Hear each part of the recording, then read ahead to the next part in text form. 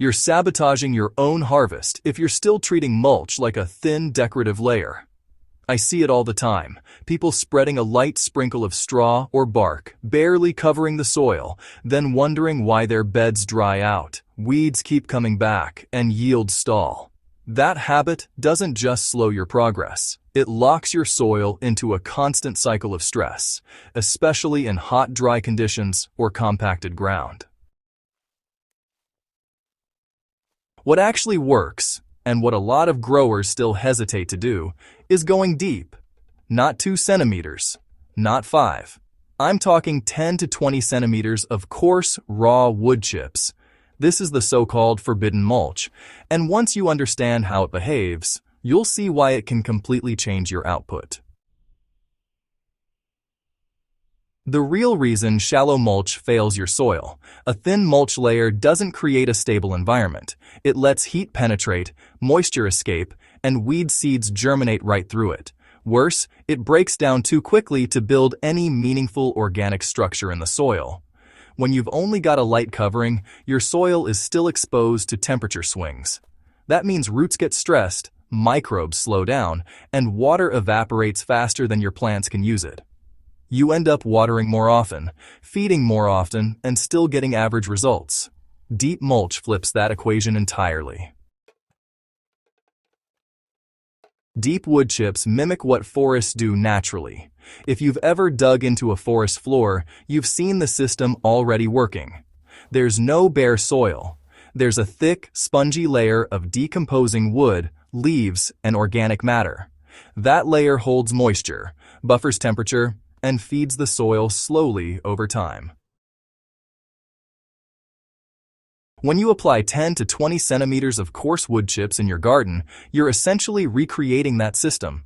The top layer stays dry and protective, while the lower layers slowly break down, feeding fungi and soil life. In my own raised beds, once I switched to deep wood chips, watering dropped by more than half. During hot stretches, the soil underneath stayed cool and damp even when the surface looked bone dry. Why this method is considered forbidden by some gardeners. The main argument against wood chips is nitrogen tie-up. You've probably heard that they steal nitrogen from the soil and starve your plants. That's only partially true and mostly misunderstood. Nitrogen tie-up happens at the surface where microbes are breaking down carbon-rich material. But that process is shallow. If you're planting directly into soil beneath the mulch, your plant roots are accessing deeper nutrients, not competing with surface microbes. Where people go wrong is mixing fresh wood chips into the soil. That's when nitrogen becomes an issue. But leaving them on top, as a mulch, keeps the process where it belongs. I've run side-by-side beds, one with compost-only mulch, one with deep wood chips, and the wood chip beds consistently produce stronger root systems and more resilient plants over time. Okay, so here's how to apply deep wood chip mulch correctly. If you're working with a backyard garden or maybe a raised bed, you'll want to start by clearing weeds down to the soil surface. No need to dig everything out perfectly. Just knock them back a bit. Then go ahead and water the soil deeply before you put down any mulch. This step actually matters more than most people realize because you're locking in moisture before sealing the surface. After that, spread your wood chips in a thick layer, minimum 10 centimeters, but ideally closer to 15 or even 20 if you've got enough material. And don't compress them. Just let the chips settle naturally. Now, if you're planting seedlings, just pull the mulch aside, plant directly into the soil, and then gently bring the mulch back around the base. Just be careful not to bury the stem. For direct seeding, you'll need to tweak the method a bit. Create narrow rows or small pockets of exposed soil for the seeds to germinate. Once the plants are established, you can gradually push the mulch back in around them. So, what does this actually look like in a real garden setup? In a small 3x1 meter raised bed, you're looking at roughly 0.3 to 0.6 cubic meters of wood chips to get the proper depth. That might sound like a lot, But honestly, that's exactly the point. Thin layers just don't create the same effect. In clay-heavy soils, this method is even more powerful. Over just one growing season, I've seen hard, compacted ground turn into crumbly, workable soil just from consistent, deep mulching. The fungal activity and moisture retention break down compaction without any tilling. In sandy soils, it works a bit differently, but just as effectively. Instead of water draining straight through, the mulch acts like a sponge, holding moisture right in the root zone for a lot longer. The surprising impact on weeds and water use. Once you go deep enough, weeds become a non-issue. Most seeds simply can't reach the light through that thickness.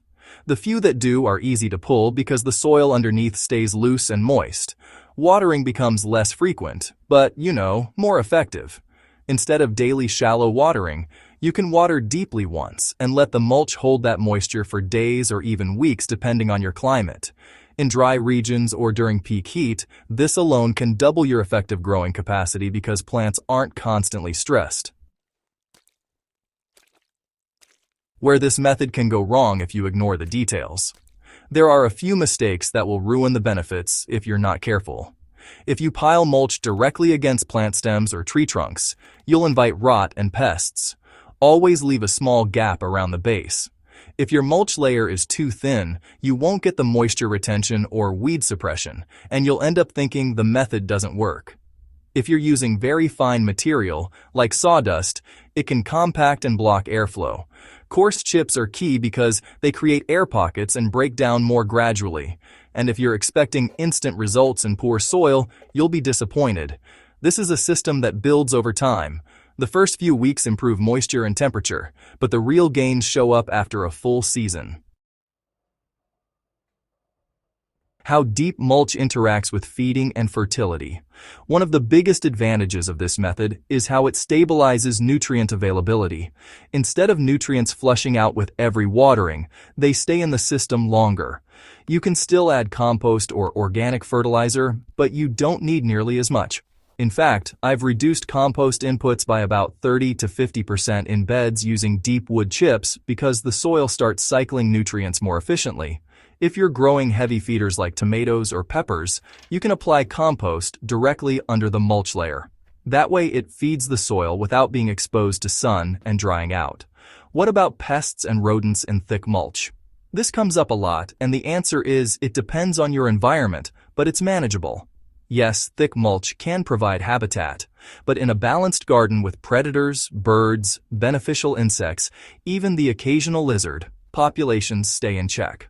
Problems usually show up when mulch is applied poorly, like piling it against stems or letting food waste sit on top. Keep the system clean and structured, and it works with nature instead of against it. Why this method scales from small beds to larger systems. Whether you're growing in containers, raised beds, or open ground, the principle stays the same. Protect the soil, feed it slowly, and reduce stress on the system. Even in hydroponic-adjacent setups, where you're using media beds or integrating organic elements, surface mulching can stabilize temperature and reduce evaporation. It's not about replacing your system, it's about improving its efficiency. The long-term payoff most gardeners underestimate. After one season, you'll notice better moisture retention and fewer weeds. After two, the soil structure starts to change noticeably. By the third season, you're working with a completely different growing environment. This is where the tripling your harvest claim starts to make sense. It's not magic, it's consistency. Healthier soil supports stronger roots, which support bigger, more productive plants. And once the system is established, it becomes easier to maintain, not harder. Why this isn't taught more often? Part of it is tradition. A lot of gardening advice is based on older methods that prioritize neatness over function. Thick mulch looks messy to some people, especially at first. There's also a supply factor. Not everyone has easy access to large amounts of wood chips, so the method gets sidelined in favor of smaller-scale solutions. But for those who can source it, even in batches over time, it's one of the highest impact changes you can make, bringing it all together in your own garden. If you're serious about increasing your yields, stop thinking of mulch as a finishing touch. It's a core system. Start with one bed if you're unsure. Apply it properly, go deep, and observe what happens over a full growing cycle. Pay attention to how often you water, how your soil feels, how your plants respond. That direct experience will teach you more than any theory. And if you want more practical methods like this, tested, refined, and focused on real results, subscribe to Gardening Simplified and share this with someone who's still fighting their soil instead of building it.